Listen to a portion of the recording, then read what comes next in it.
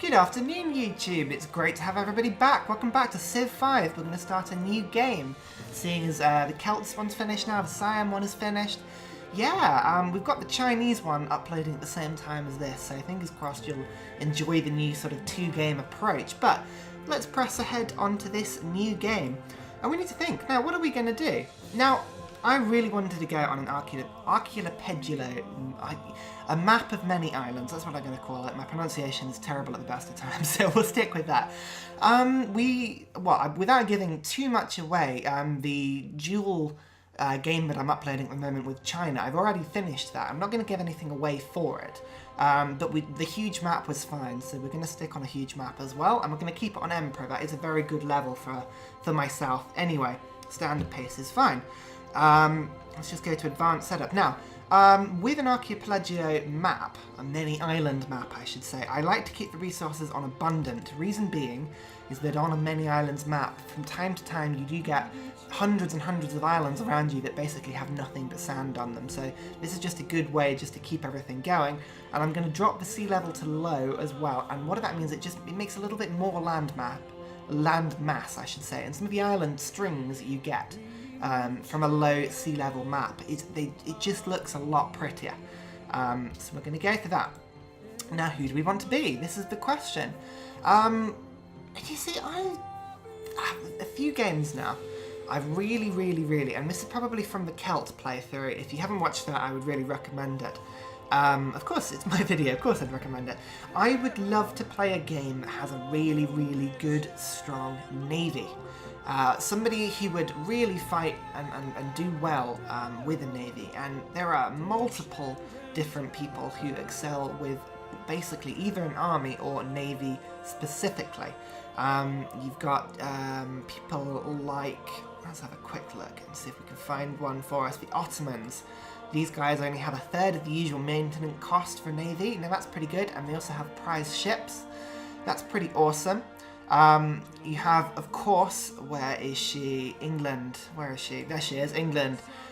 Extra movement, ship of the line. England are very powerful. Venice as well, strong ships, lots of trade routes. Indonesia, you get extra resources from settling on the islands as well. They're quite fun to play as, Indonesia actually, but I think I'm going to have a go at the Ottomans. I think it would be really good fun to have a go at the Ottomans. Again, they're one of these people I've never really played as, so we'll see how it goes. But fingers crossed, it should be a good playthrough. Now I realise that something I've actually noticed when I watch back on my videos and I sort of and oh, am I going to pick this person or that person or this person or that person? You know who I'm going to pick because I've actually put it in the title of the video, but you know it's that fake tension that everybody loves, right? So there we go. Now, Ottomans are one of these civs that are sort of, they're split in half. They don't really know what they want to do. One half, you've got the unique ability. Now, all melee naval units have prize ships. Essentially, that means anything from trireme up to destroyers, up to, you know, anything like that. If you melee attack and kill somebody, you have a chance of actually capturing their ship. So in theory, I never have to build a single ship. As the Ottoman, I do have to build one ship, I guess, but after that I can pretty much just develop an entire navy from capturing other people's, which is pretty cool. I also only pay 1/3 of the the usual cost for maintenance unit maintenance. Now, that means that I've got a lot more gold and I can have a huge, absolutely huge navy, which I plan on using to great effect. We've also got 2 melee units that are sort of ground-based. So this is an upgrade to the musketmen, the janissary. And they get a bonus when they attack people. They get a huge strength bonus when they're attacking. Not when they're defending, but only when they're attacking. And they also heal themselves. A bit like, is it jaguars the Aztecs have when they kill people. So you want to be attacking with these guys all the time. And the Sipari. These guys are very just fast, I guess. Stronger and faster than Lancers. I don't think there's anything particularly interesting about those guys. They're just better Lancers. So an upgrade to the warrior tree, an upgrade to the pikeman tree. There we go, not too bad. So we've got a military version or military option for pretty much anything we want to do. Now you can see we have got tundra here. That's fine. Lots of hill tundra. I don't mind hill tundra. It's not actually any worse than regular tiles. And it means we might actually be able to consider getting the Faith Pantheon, which is interesting. Let's just found the city quest to Istanbul. Here we go. Looks like we've got a fairly decent start, actually. 2 copper, 1 dye. It's nothing special there, but both of these are fairly easy ones to tech towards, so I'm not too concerned about that, actually. Where are we going to go first? We're going to go to pottery first and through to writing, and then finalise that with mining just to pick up the copper. And also to put mines on. We've got lots and lots of hills here. So Istanbul is going to be a very, very powerful production capital. You can see all of the trees and mines we've got available to us here. That's not bad, actually. Even deer to help us out a little bit more. Pretty good. I'm happy with that start, actually. I'm very happy with that start. It would have been great if Istanbul was on a hill itself, but there we go. How are we going to play this game? Now, I'm going to have a very strong navy, that much I know, so at some point I'm going to get the honour tree. Now, why am I going to get the honour tree? I want to get the finisher, which gets me gold for everybody I kill. Now, having played other games with the full honour tree, I really like that. That is very good fun to do. We're going to go for tradition start. I haven't done a tradition start in a little bit, so it'd be good to have some good, strong capitals, some strong buildings, and some strong cities. So let's go into tradition, open up honour, and then depending on how we're doing later in the game, we can either go to rationalism if we're looking to do a science victory, we can go to commerce, or patronage if we're looking to increase our gold and influence a little bit. Patronage will be very good at getting us extra happiness and the like. Or we can go down aesthetics if we think we're going to be quite cultural, but we don't really have to decide at this moment. Now, we are going to go down the tradition route, which means we don't have to go for a monument. We can immediately build something more useful. There's no point building another scout or a warrior at this point in the game because it's a small island map. We're not going to be able to explore very far without getting optics anyway. So at this point, a worker is the best thing to do, I think. Let's go ahead. So here we go. We've got a lot of tundra, but it's all tundra hill, which is interesting. So this is all very fertile production land. Not much food going on here, but that's fine. In fact, actually, Istanbul doesn't have many tiles that will be food for it. So if we want Istanbul to be big, we are going to have to use our trade routes, our sea trade routes, to put food into Istanbul. I think that's probably the best way we can do this. Actually, that might work for us. If we use them as food routes instead of as trading routes, then it doesn't matter if we go to war with people and bully people around a little bit. So actually, yeah, no, that does make sense. That does make sense in my head.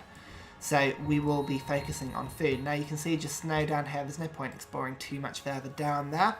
For now anyway. Barbarian encampment, but there are barbarians in all of these hills here, so the barbarians are going to find it very difficult to make their way up north, which is good. Gives us a little bit more time. I'm very much hoping, we'll be able to get around the south of the island. Otherwise, we may have a little bit of a problem in terms of trade routes here. I want to settle this side of the island, but actually that might not be too much of a problem. We should be alright on that one. Yeah, I think so. Now, we want to get a Pantheon as quickly as we can. We want to try and nab the Tundra Faith Pantheon. That would be extremely useful for us to get, I think. Oh, another 80 gold. Wonderful. That's great. So as soon as we get pottery, we want to be going into a shrine as quickly as possible. Istanbul has grown. Wonderful. Size 2. And here we've got 2 good food and production tiles. So we've got a nice amount of production at the start of the game, which is good. There's nothing worse than getting a capital that has nothing but hills or nothing but plains. Like a full grassland start. Sorry, not plains. Grassland. That is just, it's brilliant for growth. But you sit there with like 3 hammers in your capital, thinking, oh, why? Why have you done this to me? Or 4 hammers, I guess, is probably the minimum you can get because you get 3 from the palace, right? So. Oh, technicalities, but there we go. Now, I think I should... I mean, Istanbul is fairly easy to pronounce, right? I should be able to pronounce the Ottoman city names, but I'm sure we'll find that out sooner rather than later. Oh, Darius, Persia, hello. And a scout as well. What does that mean? Well, that means A, I'm on a fairly big island, and B, someone else's capital is on my starting capital island. Which means we have got a choice. We have got to either work together with Persia or think about killing them as quickly as possible. I think I know which one I'm going to do. Right, we've got the worker. Great, let's go straight for the shrine. Now, we actually have a few tiles that without any further research we can improve. You can see here we've got a wheat farm. That'll give a 3 food tile, which will be fairly useful. And then we can go straight onto this plains here, and that can create another 2 food, 1 production tile, so that's not too bad, really.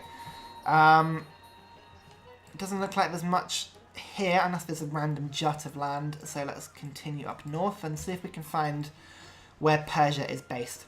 Doesn't look like we've actually got much workable land around here. All this desert up here is pretty naff for us. We don't want to... We wouldn't want to really expand into it.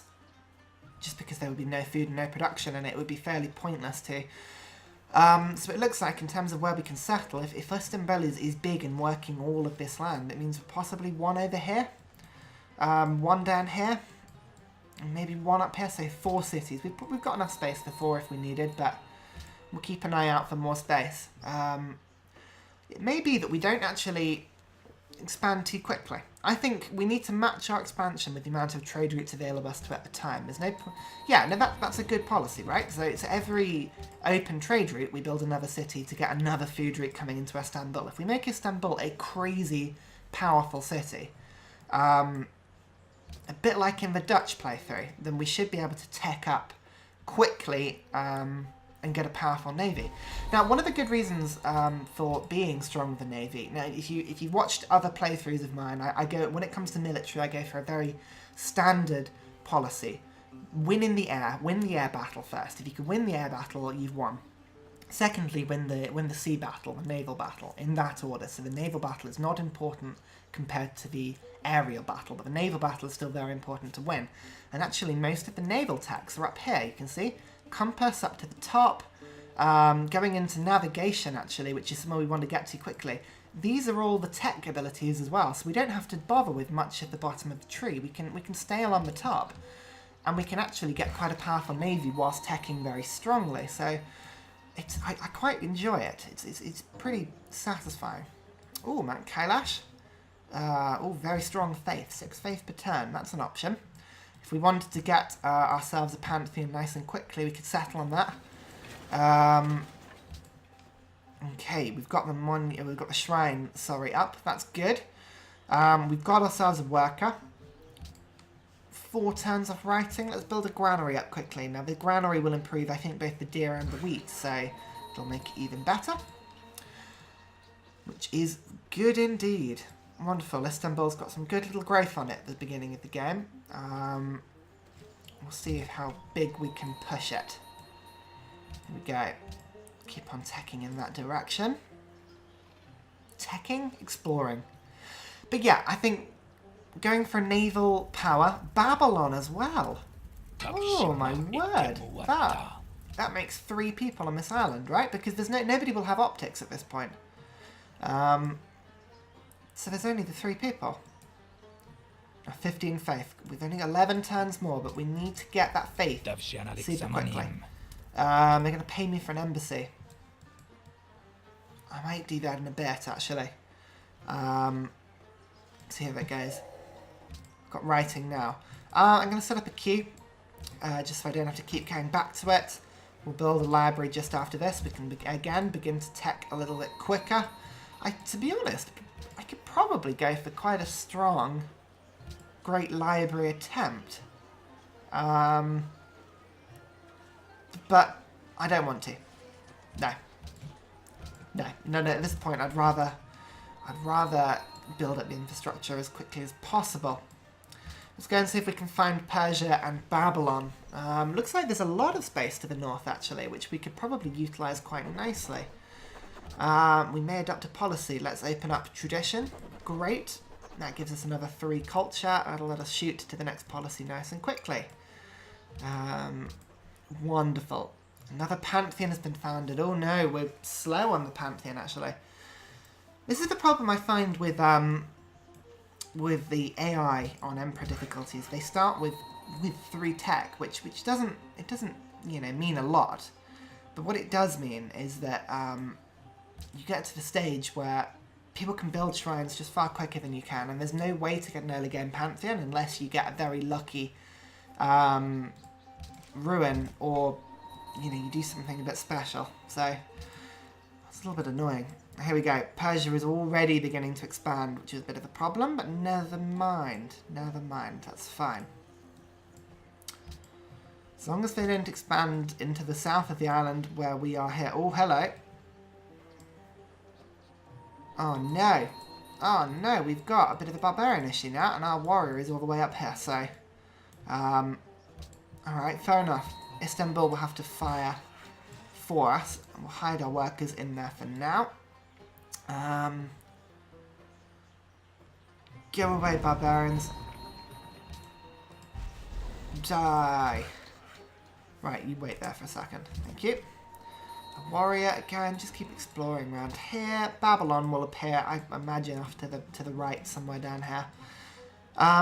Yes, it looks like we've started with a fairly decent-sized island, actually. Mining, fantastic. Come on. Yeah, they're getting rid of all of our farms, which is a little bit of a problem, but never mind. Okay, we've got writing. That's great. Let's go for calendar quickly. Actually, no. Let's go for sailing first. Then calendar, then philosophy. Our first sailing tech would be quite useful to have. Worker, you wait there for a second. Warrior, just keep exploring for me. Thank you very much. Another desert over here. Lots of... Oh, it's probably the same desert, actually. Thinking about it, but... fair enough. We certainly have company. Oh, actually, this worker can probably go to here now and start repairing the farm. This way. Oh! Oh, a ruin. That's really handy. Come on, I need faith. I desperately need faith. Give me faith. Come on. Faith, faith, faith, faith, faith, faith, faith. Oh, yes! What a result. What a result. We can get a Pantheon next turn regardless of what happens. We can pick up the Faith Pantheon. Ah, amazing. That is really good. Oligarchy, let's get that quickly. That's more of a means to an end to get to legalism as quickly as we can. Dead. Beautiful. Fix the farm for us. Great. How many turns are we off sailing? A few. So let's quickly, after that, let's just build one more warrior. Just so I've got some defense against the barbarians. Although we're not, to be honest, too worried about them. As I said, we can just pop in, wait in Istanbul, and then wait for Istanbul to... Oh, hello. Barbarians appear immediately as we say it's not a problem, but there we go. Thank you so much for watching. I really think this Ottoman playthrough is going to be good fun, but if you join me next time, we can expand Istanbul a little bit more, start to save out some of the gold, and we can perhaps think about building a second settler, but we'll keep on building Istanbul for now. Until then, I'll see you in a bit. Bye!